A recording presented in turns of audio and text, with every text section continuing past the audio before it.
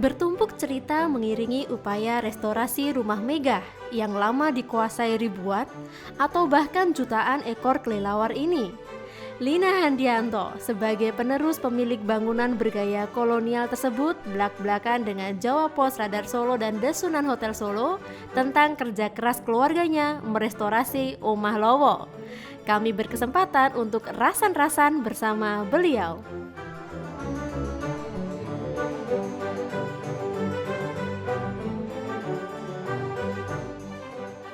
Selamat sore sahabat Sunan dan sahabat Radan. Dan hari ini kita akan ketemu di program perdana kita. Kalau saya mau ngobrolin itu namanya apa sih programnya? Nah, barusan tadi kita dapat sesuatu yang menurut saya ini keren banget nih kalau buat satu program baru. Namanya Rasan-Rasan Solo. Singkatannya apa sih? Radar dan Sunan. Nah, makanya kita singkat menjadi rasan-rasan. Tapi rasan-rasan itu juga punya satu makna yang beda loh. Bahwa kita lagi ngobrol, rileks tentang sesuatu hal.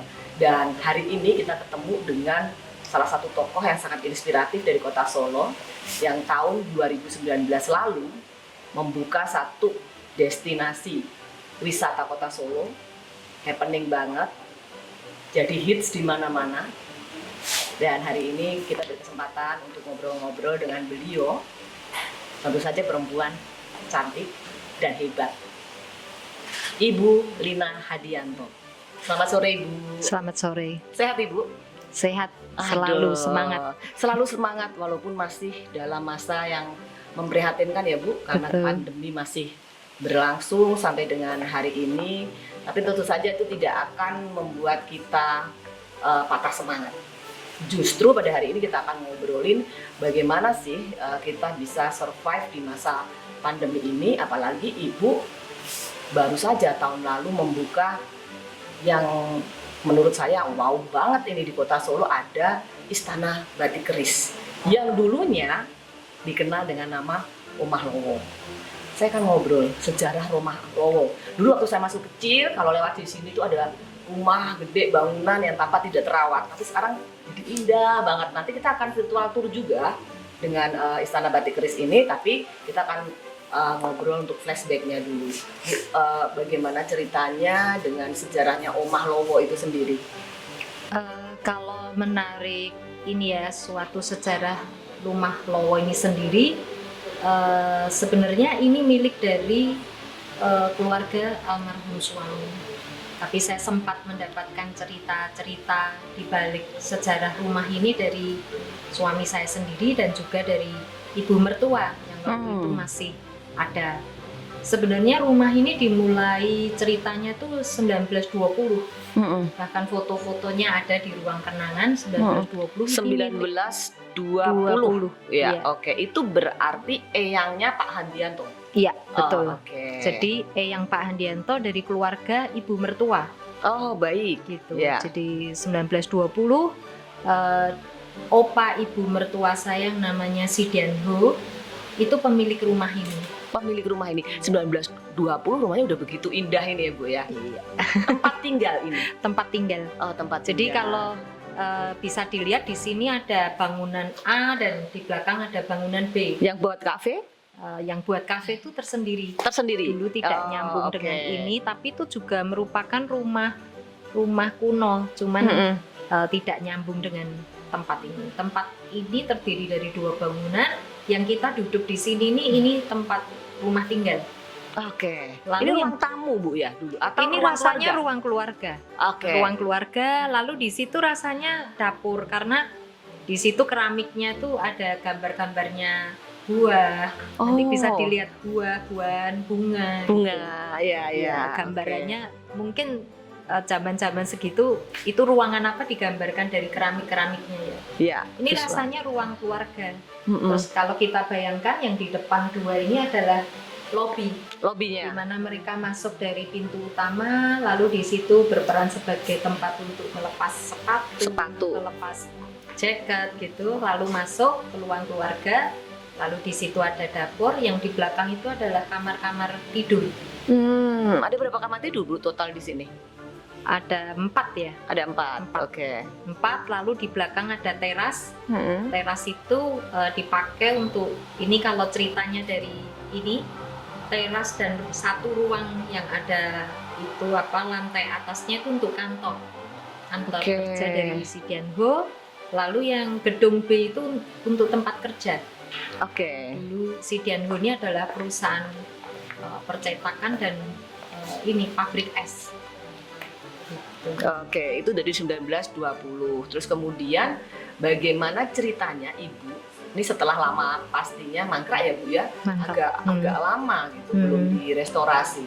Nah, terus kemudian Ibu punya niatan untuk bagaimana keindahan dari Omah Lowo ini sampai kemudian labelnya Omah Lowo, saking banyaknya Lowo pada waktu Lowonya itu ya, dulu banyak ribuan ya, itu di ribuan sini. gitu.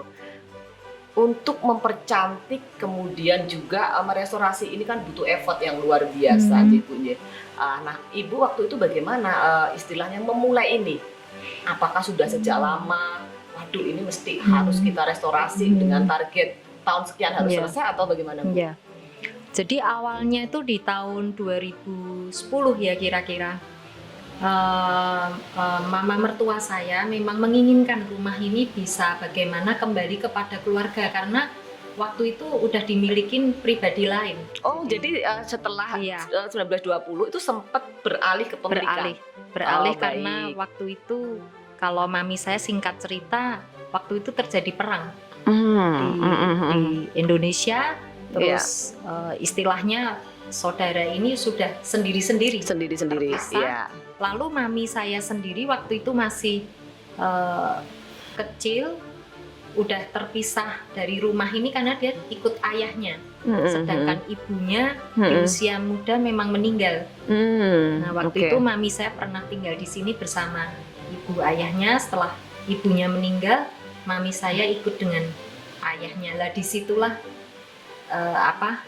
sejarah rumah ini putus dengan keluarga di sini. Iya. Gitu. Baru 2010. 2010 lalu mami saya mempunyai ini keinginan untuk memiliki, tapi pada waktu itu untuk mendapatkan rumah ini juga nggak gampang. Jadi mesti menghubungin beberapa pemiliknya, itu ada beberapa keluarga. Jadi susah banget, sampai perjuangannya lebih dari 5 tahun. Akhirnya 2016 terbeli oleh suami saya. Cuman Kembali lagi iya, ke Batik Keris. ibu saya sudah meninggal. Oh, ibu tidak bisa mertua menyaksikan saya. ya, Iya. padahal itu ibaratnya seperti keinginan almarhumah. Iya. Iya. Oke.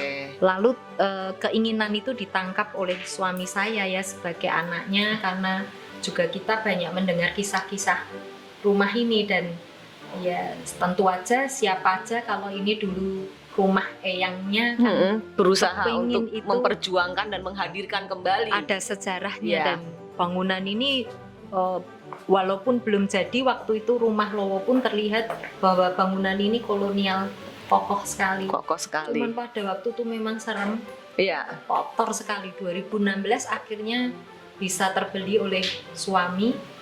Lalu cara kita untuk mengawali pembersihan ini, nomor satu yang dipikirkan adalah gimana nih Lowonya ribuan itu di sini. Orang Solo pasti melihat semua. Betul. Bila Iya. pukul 5 Sore. 17.30 itu kan seperti naga atau lautan. Iya. Lautan itu kan Lowonya tuh pergi. Iya. Setiap kali pukul 5:30 pergi, lalu mereka kembali pukul 3 pagi. Balik ke sini lagi. Ini cerita Lowonya. Iya, cerita Lowonya. Nah, terus suami saya memang sewaktu melihat rumah ini, waktu masih demikian kotor pun orang melihat ini serem, tapi suami saya melihatnya lain. Jadi memang rumah ini inspirasinya dari suami, bahwa rumah ini di matanya begitu bagus. Oke. Nanti dia akan di sini mengembangkan pelestarian budaya rumah ini sendiri dulu dengan berbagai memori sejarahnya. Lalu setelah itu, karena kita di bidang batik, suami saya memang sudah menginspirasikan ini nanti untuk pengembangan budaya batik, terus budaya kerajinan dengan UKM, yaitu yang Visi beliau ya. visi dari suami saya, karena memang batik keris sendiri memang secara batik dan kerajinan kan pengembangan bersama Iya. UKM. Jadi ini nanti akan menjadi displaynya, dia sudah ngomong. Oke. Dan selain display, tentu aja karena ini pelestarian bangunan sendiri dan isinya itu bisa Heritage-nya itu ya Bu ya. ke arah untuk ini destinasi Wisata. Ya. Jadi ada istilahnya 2016 itu sudah jatuh ke batik keris. Kemudian Pak Handianto sudah memiliki visi terhadap bangunan rumah ini untuk bagaimana bisa mendisplay karya batik keris bekerja sama dengan UMKM pastinya ya, selain batik itu sendiri, dan juga bagaimana ini bisa menjadi tempat wisata. Betul. Yang bisa memperlihatkan kecantikan dan keindahan serta sejarah dari rumah ini sendiri. Dari 2016 itu langsung direstorasi atau butuh waktu lagi, Bu? Jadi 2016 tentu aja butuh waktu karena saya harus izin untuk IMB. Sedangkan izin IMB itu karena ini rumah ini heritage, kita butuh untuk Cagar budaya ya Bu ya. cagar budaya. Jadi butuh orang sejarah untuk mengulik. Lalu kita supaya memakai tidak lepas dari aslinya begitu Iya, ya Bu ya. iya. Kalau kita akan merestorasi gitu, nggak bisa Betul. sembarangan kan betul, pastinya. untuk memenuhi syarat daripada izin bangunan itu, kita mengundang waktu itu dari sejarawan Gajah Mada ya. Oke. Waktu itu Iya. ya, UGM. Lalu diulik kita dalam pelestarian bangunan ini ternyata yang sangat luar biasa, kita bertemu dengan saudara yang masih family di Belanda yang nggak kenal.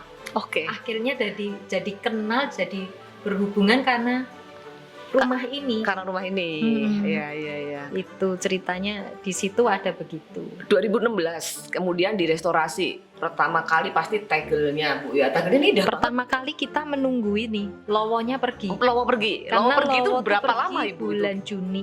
Ini terbeli bulan Harus dengan cara Maret. khusus Bu Lina untuk Enggak, membuat mereka jadi pergi. menunggu dia memang dalam 1 tahun sekali ngungsi.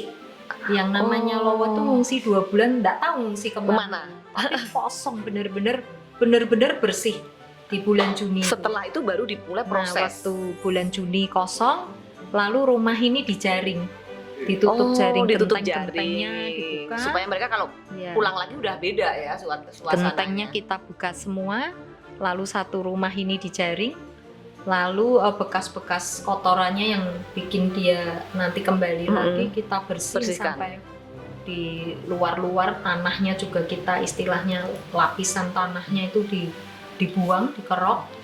Lalu memang membersihkan ini butuh kesabaran Yang luar biasa. karena lantai ini sendiri yang kita ada di sini satu ruang Indah ini, sekali. Iya. dulu tertutup kotoran. Jadi tidak sampai nggak kelihatan detailnya seperti apa. Enggak terlihat. Dan waktu kita kerjakan dapat dipoles ya, namanya 3 kali nggak bisa ketemu. Padahal sudah 3 kali. Yang mengerjakan ini ngomong nih rasanya lantainya sudah nggak ada. Oh, oke. Cuman pada waktu itu tetap keteguhannya suami, pasti ada lantai ini karena dibuktikan rata. Bangunan ini rata, nggak ada Nggak ada gelombangnya. godaannya. Akhirnya kita poles lagi sampai berapa kali, itu lama sekali kok, polesnya 6 kali 7 kali baru terlihat. Ketemu Setelah lantainya. dibuka, wah bagus sekali. Bahkan Oke. lantai ini karena tertutup oleh kotoran Lowo Lowo. tadi. Iya. malah ini masih tetap bagus dibandingkan dengan gedung B. Gedung B nggak ada nggak ada lowonnya, lowonya. lantainya Tidak terlindungi jebol malahan. semua. Oh. Lantainya Oke. jebol semua. Yang di sini nih yang masih, dan bangunannya sendiri di sini juga masih kokoh. Kalau yang B itu kemarin waktu kita restorasi itu temboknya udah miring, jadi kita perlu bikin lagi fondasi pilar-pilar itu untuk. Sementara kalau di sini nahan lebih tembok. ini ya Bu ya, lebih kokoh yang di sini. Ini kokoh sekali. Jadi kita cuman dalam mencari sesuatunya ini harus dikerjakan dengan hati-hati. Jadi perlu ketelitian dari kontraktor bangunan ini sendiri. Setiap tembok yang ada diukur, jangan sampai keliru untuk misalnya tembok terjadi miring apa kan harus teliti Harus teliti. pilar-pilarnya. Tapi ternyata gedung A ini kokoh sekali. Yang lebih jebol adalah yang gedung B. Terus Gitu. waktu pembukaan pada saat itu kan saya datang ya. Ada foto-foto pada saat rumah ini pada saat tahun 1920 itu ya Bu ya. Apakah itu dihadirkan kembali sesuai dengan itu atau bagaimana Bu dalam konsep rumah ini selanjutnya? Ini tetap nggak ada yang kita rubah. Tidak ada sama Tidak sekali yang ada. dirubah. Karena memang sampai kita memakai orang sejarawan, heritage A kan tidak boleh Di owah-owah gitu ya nggak Bu boleh. ya. Jadi ini lantai dengan keramik-keramiknya, pintunya, pilarnya itu semua masih asli.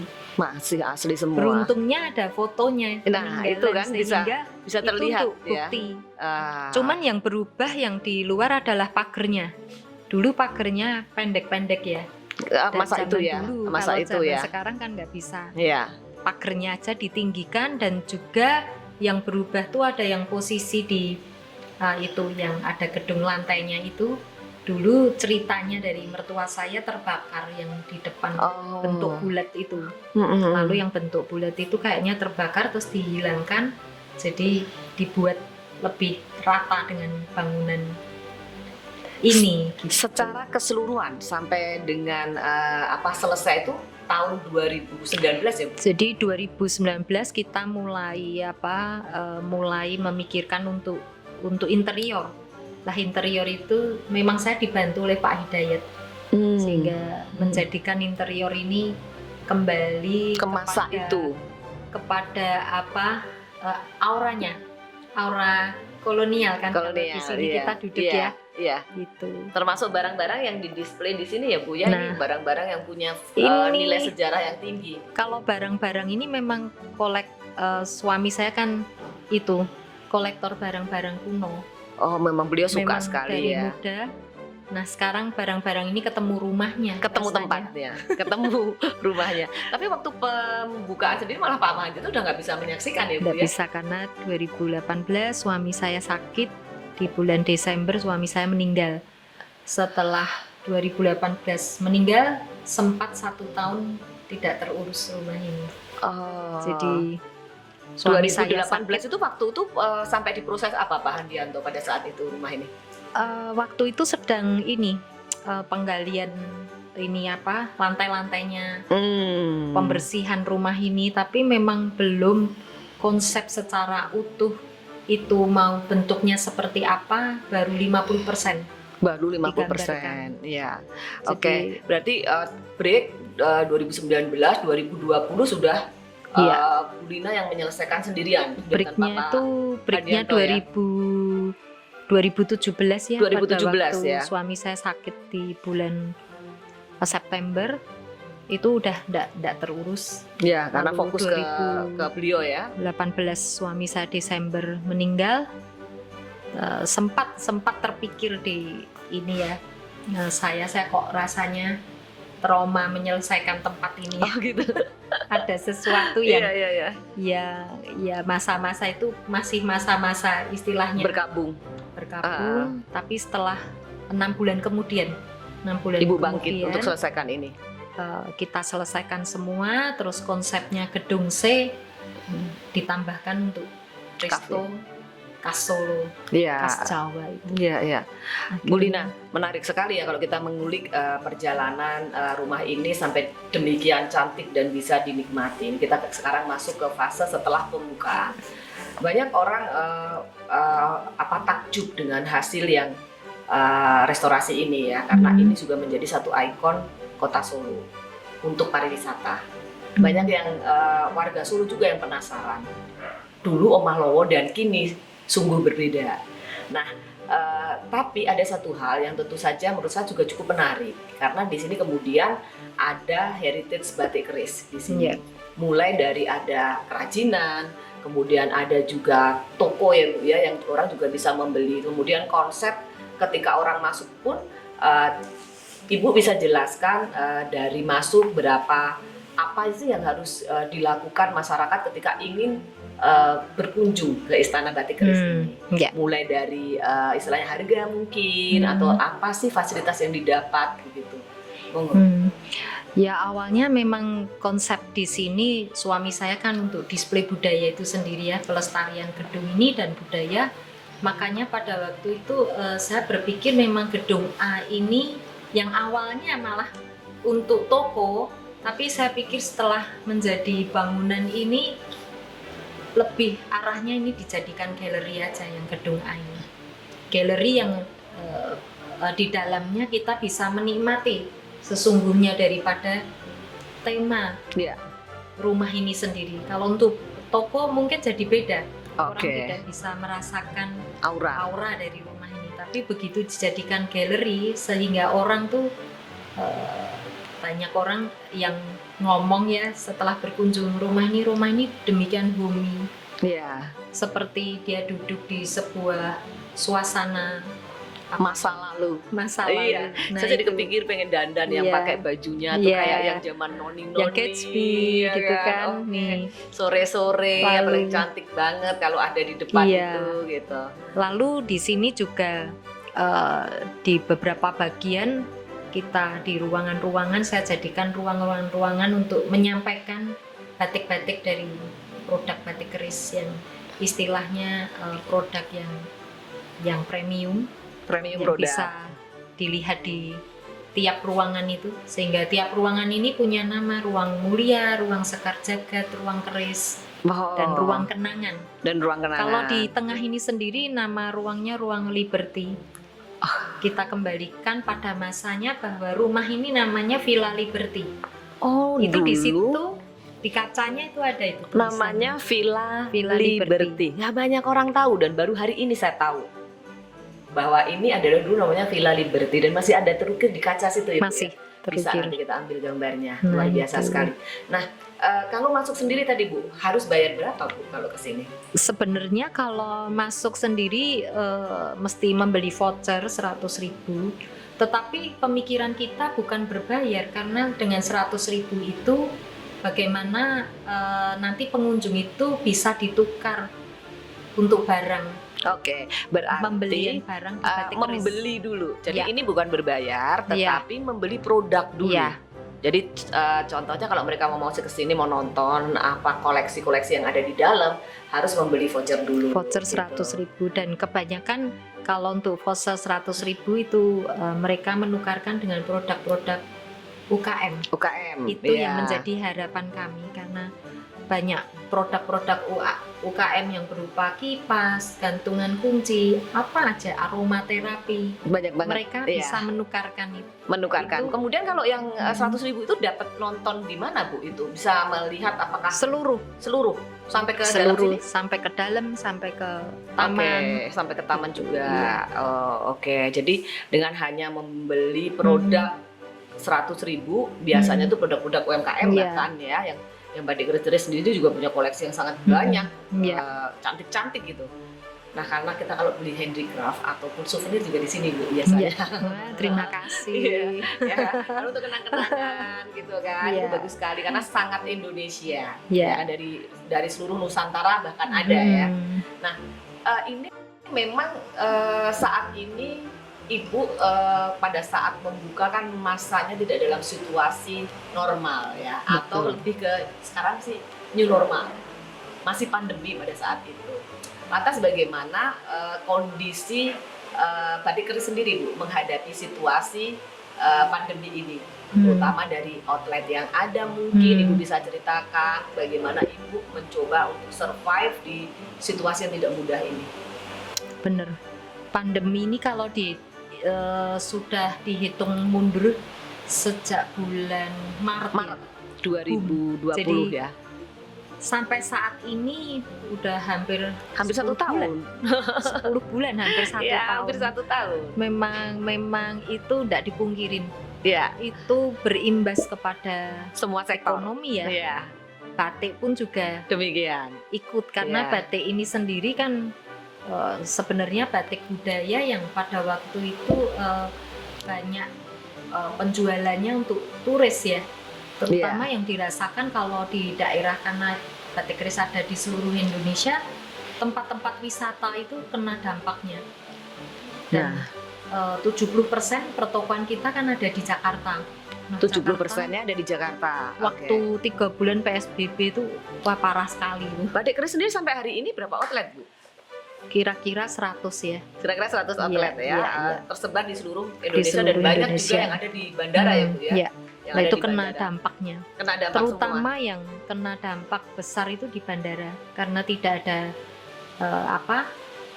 konsumen di situ. Iya. Ya. Karena tidak ada juga traffic yang Ya, efek, trafficnya. seperti pada Pengaruh saat sekali. normal gitu kan. Pengaruh sekali. Pengaruh Dampaknya sekali. yang paling besar di bandara.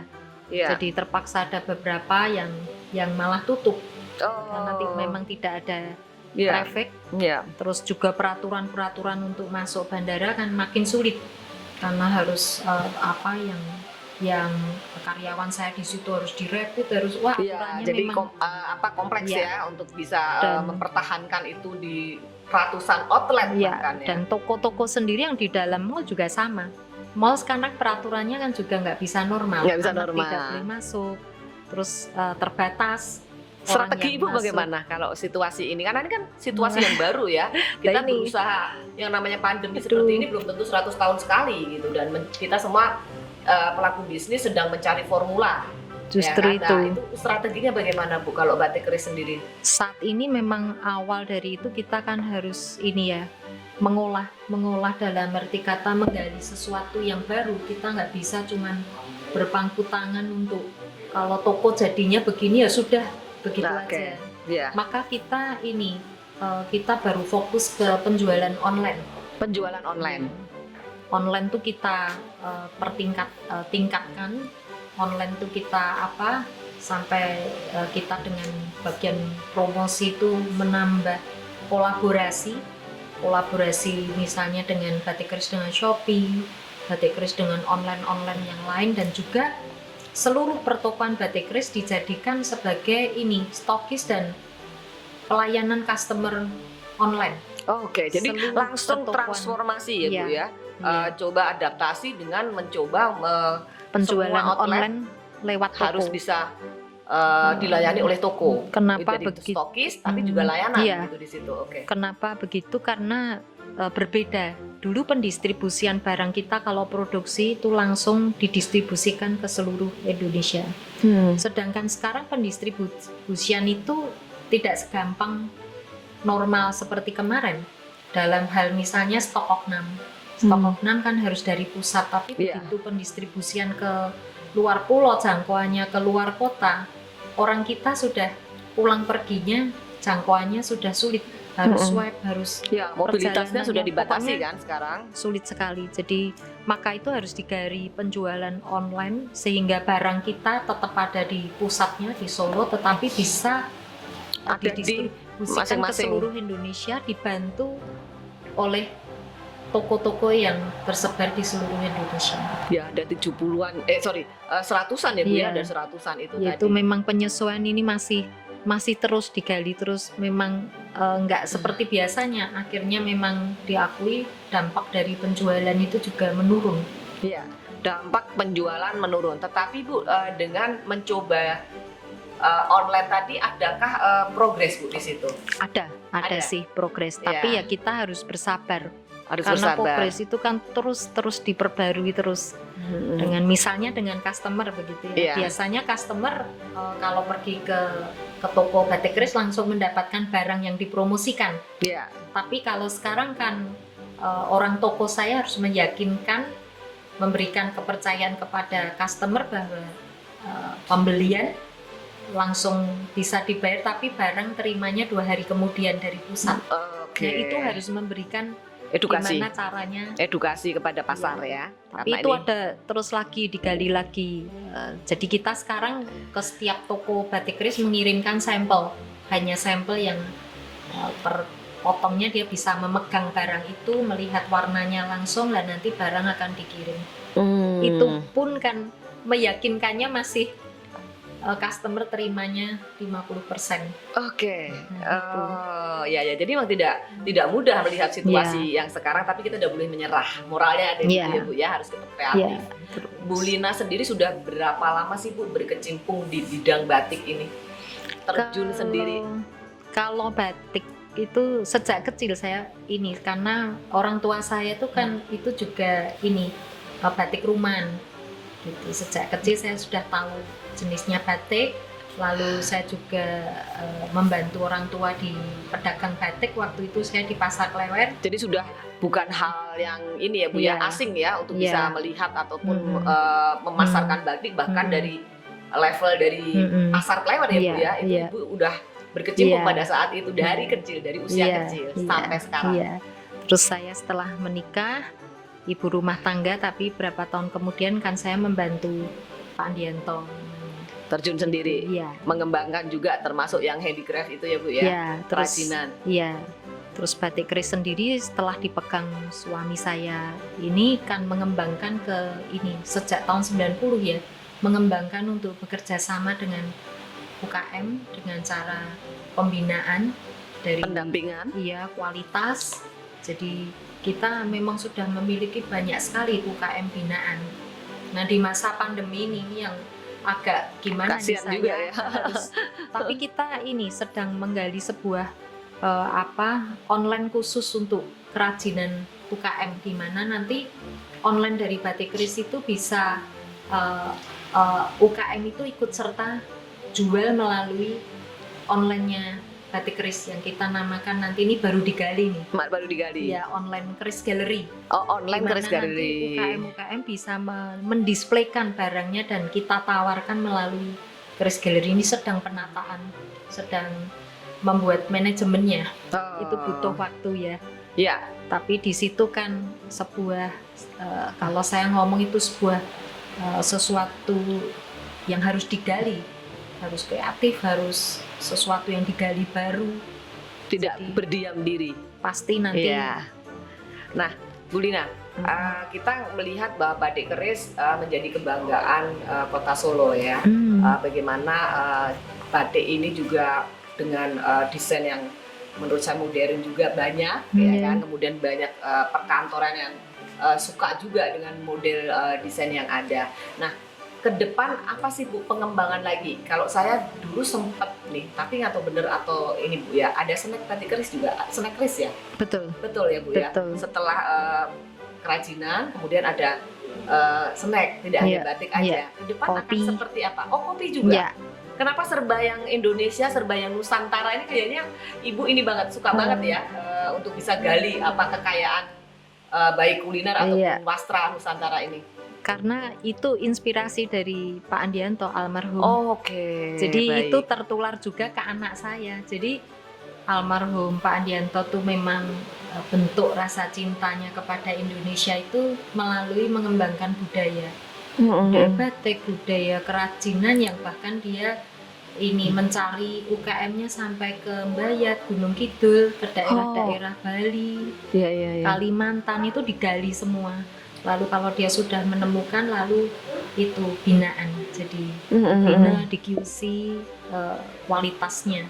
Jadi nomor satu harus kualitas. Nomor satu adalah kualitas. Kualitas lalu dengan harga terjangkau. Dengan harga yang terjangkau. Ya, dan pastinya ada satu hal ya Bu yang dalam menjalankan bisnis ini yang menjadi filosofi Ibu atau sesuatu yang mungkin menjadi nilai-nilai dari batik keris sendiri. Ibu bisa ceritakan supaya ini bisa menjadi inspirasi buat yang nonton program ini. Kalau tadi ngulang tadi ya, pengembangan dari batik keris ke makanan itu memang di samping orang pelestarian secara barang, tapi cita rasa itu kan Indonesia juga kaya. Jadi pada waktu itu almarhum suaminya menyampaikan, kebetulan anak saya Elvina itu memang dia menyukai pengembangan kuliner. Awalnya itu yang dikembangkan adalah kopi Indonesia. Kopi Indonesia. Kalau nanti bisa dilihat ya di resto sana, kopi dari daerah mana aja, dari Kalimantan, Surabaya, Sumatera, Jawa, ada semua. Lalu pengembangan kopi, pengembangan teh. Lalu anak saya terinspirasi oleh itu Pak Andianto mengembangkan makanan-makanan jadul. Jadi makanan-makanan dari UKM Iya. juga. Dia Iya. undang UKM untuk sama pembinaan kualitas makanan, packaging. Jadi disediakan di kafe rasanya makanan-makanan zaman dulu yang seperti karak, seperti Iya, selondok saya itu lihat menjadi sesuatu gitu. menjadi sesuatu dan itu pasti nilai tambah juga kan Bu? Iya, Nilai nah tambah sekarang juga. resto ini dikembangkan juga kuliner Jawa dan khas Solo. Khas Solo. Khas Solonya kita memakainya asli dari ini UKM-nya. Jadi kalau pagi mereka sudah masak, kita sediakan dapur di Iya. dekat ini Cemani sana. Mm-mm. Mereka memasak dengan higienis, dengan Mm-mm. ukuran-ukuran ini. Iya. Pembinaan akhirnya disediakan di resto ini. Oh, Nasi liwet, nasi sampai ke sana. campur, Jadi timlo. kata kuncinya adalah batik keris itu adalah ada inovasi, Iya. ya kan Bu? Selalu inovasi, Di kemudian cita rasa. diversifikasi terhadap produk pun juga dilakukan, Iya, termasuk iya. bagaimana tadi yang lebih menarik ada bagaimana mencintai Indonesia dari batiknya, wastranya, kemudian kulinernya, Iya. kerajinannya, Iya, itu iya. sangat Indonesia sekali. Iya. Bu Lina, kita rasanya kan sebelum menutup perbincangan mungkin akan ada yang closing statement yang disampaikan atau harapan Ibu yang mungkin saat ini belum kesampaian. Apa sih Bu yang pengen dilakukan lagi setelah Istana Batik Keris ini? Ya, setelah nanti makanya kita saat ini di masa pandemi justru bukan masa kita kecewa dengan apa yang ada, justru masa-masa ini masa pembenahan manajemen. Terus kita ini harus melakukan inovasi kreatif. Jadi seluruh pikiran dan daya kita itu digerakkan untuk menuju sesuatu yang baru. Nah, inspirasi nanti ke depan dengan adanya budaya yang bisa dikembangkan supaya budaya ini sendiri diterima ya oleh Masyarakat oleh ya. masyarakat dan pengembangan dari UKM itu ikut ambil bagian sehingga memperkuat daripada nilai dari budaya itu sendiri sehingga melalui produk-produk Indonesia sendiri terpakai oleh masyarakat sendiri itu kuat marketnya. Ya, salah satu strategi yang dikembangkan Batik Keris juga adalah strategi kolaborasi. Nah, Bu Lina, di masa pandemi ini rasanya kita tidak cukup hanya berinovasi atau beradaptasi, tapi juga ada satu kata kunci, yaitu berkolaborasi. Kolaborasi apa aja yang sudah dikembangkan oleh Batik Keris hari ini? Inginnya dengan berdirinya ini bangunan yang indah ini, yang nomor satu saya kepingin menjadi destinasi pariwisata. Itu juga membuat inspirasi bagaimana saya nanti bisa berkolaborasi dengan berbagai pihak yang ada hubungannya dengan pariwisata dan budaya. Lalu kolaborasi yang sudah kita lakukan saat ini yang kemarin pembukaan dilakukan, kita kolaborasi melalui batik dengan itu Gusti Pondra, di mana Gusti Pondra itu juga multi talent, dia seorang seni tari tapi juga ternyata seni di bidang batiknya itu membuat sesuatu yang unik, yang unik dalam arti kata berbeda dengan dengan batik keris yang biasanya motifnya mempunyai tema yang ini menjadi sesuatu yang lebih wow lagi beda. Ya dari Istana Mangkunegaran ya Mas Gusti Pondra ya. Iya, banyak motif-motif yang bertemakan keraton ya. Ya, itu. oke. Lalu juga kita berkolaborasi dengan desainer Indonesia, dengan Mas Jongko, dengan Mas Ferry Sunarto, dengan Mas Priyo Octaviano. Itu kita olah. Jadi nanti bisa dilihat di ruangan-ruangan tersebut batik-batik kita berkolaborasi dengan desainer Indonesia, menambah wacana daripada model yang modern tapi tidak meninggalkan akar tradisi itu sendiri, khasnya batik Yeah. Indonesia. Lalu kita juga di samping batik, lalu kerajinan kuliner, kita sudah beberapa waktu mengembangkan musik Indonesia. Dan musik Indonesia sendiri itu diambil dari musik-musik tempo dulu, musik-musik perjuangan, dan kita menghubungi langsung dari pencipta lagunya, lalu digubah menjadi sebuah lagu yang lebih istilahnya keren ya di masa sekarang. Kita sudah menghasilkan kira-kira 5 lagu ya, bertema perjuangan, anak, terus nostalgia, musik klasik. Itu yang diperuntukkan untuk customer, diberikan secara free dengan sejumlah pembelanjaan. Oh, aduh, luar biasa sekali, sampai ke Iya. musik juga ya. Iya. Yang belum kesampaian, Bu Lina, apa ini yang belum kesampaian? Ingin kita masih kesananya. pengen banget gitu kan. Kita harus punya dream ya Bu ya, harus punya mimpi supaya kita punya semangat dalam menjalani hidup ini. Iya, mimpinya waktu itu ingin juga punya sebuah, karena ini musik itu sedang digodok, ingin mempunyai sebuah apa ya namanya, bukan hanya studio, apa seperti sebuah tempat untuk Pagelaran untuk musik mungkin? menyampaikan seni. Oh, Jadi oke. pagelaran musik, pagelaran Budaya budaya, tari, ingin ingin kesananya, sampai ke sana ya Bu ya. Nah, nanti bulan Februari sendiri kita ini juga sedang berkolaborasi dengan beberapa ini pencipta lagu. Nanti kita akan meluncing di bulan Februari sebuah CD dari apa temanya, Senandung Hati untuk Negeri. Senandung hati untuk negeri. Semuanya bingkainya adalah cinta tanah air. Kalau Betul. saya lihat ya. Betul. Jadi nasionalisme itu bisa diterjemahkan dalam banyak hal. Mhm. Bisa dari kuliner kita, batik kita, kemudian juga musik kita. Nah, ini adalah langkah-langkah yang sudah dilakukan Batik Keris, sangat luar biasa. Bu Lina, terima kasih untuk perbincangan pada siang hari ini. Senang sekali sudah diterima di Istana Batik Keris yang indah. Buat seluruh penonton YouTube pada hari ini, kita semua ikut merasakan keprihatinan pada masa pandemi. Tapi rasanya kita tidak harus patah semangat. Banyak jalan atau banyak ikhtiar yang mesti kita kerjakan, inovasi, adaptasi, dan kolaborasi. Saya Retno Wulandari pamit mundur, sampai bertemu kembali. Batik Keris dari Solo untuk Indonesia.